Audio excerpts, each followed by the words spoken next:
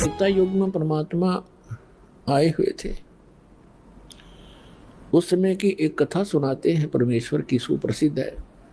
एक भक्त ने प्रश्न किया था, जब दास गांव गांव में घर घर में सत्संग करने जाता था।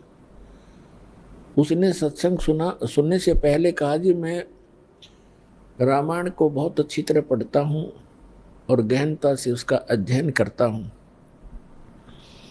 मुझे एक दो प्रश्न ऐसे खटक रहे हैं जिनका मुझे किसी भी मंडलेश्वर के पास, किसी भी संत ऋषि आचार्य शंकराचार्य संत महात्मा के पास उसका उत्तर नहीं मिल पा रहा। उत्तर वो देते हैं अपने ढंग से, पर मेरी संतुष्टि नहीं होती। मैंने कहा, बोलो भाई बताओ क्या प्रश्न है आपका। उन्होंने कहा कि रामायण के अंदर मंदोदरी जो रावण की पत्नी और विभीषण, उनकी ऐसी वाणी है रामायण के अंदर, उन्होंने जो विचार व्यक्त किए हैं उस राक्षस नगरी के अंदर, ऐसे शुभ विचारों के ये आत्मा कहां से आ गई, इनको ये ज्ञान कहां से प्राप्त हुआ। मंदोदरी कितना समझाती है, विभीषण भी बहुत अच्छे वचन कहता अपने भाई को।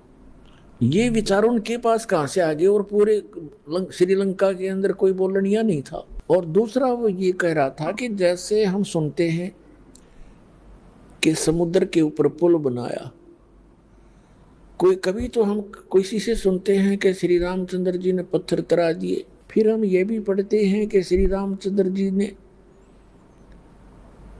3 दिन तक घुटनों पानी में समुद्र में खड़ा होकर के याद प्रार्थना करते रहे, अग्निबाण से फूंकना चाहा।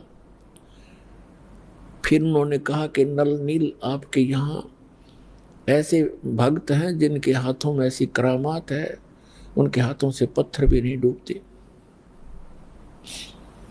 और नल नील ने पत्थर तरा दिए। कोई कहता है श्री हनुमान जी ने राम नाम लिख दिया पत्थरों पर, वो हल्के हो गए, तैरने लग गए। ये बिना सिर पैर की बात है, मुझे कोई संतुष्टि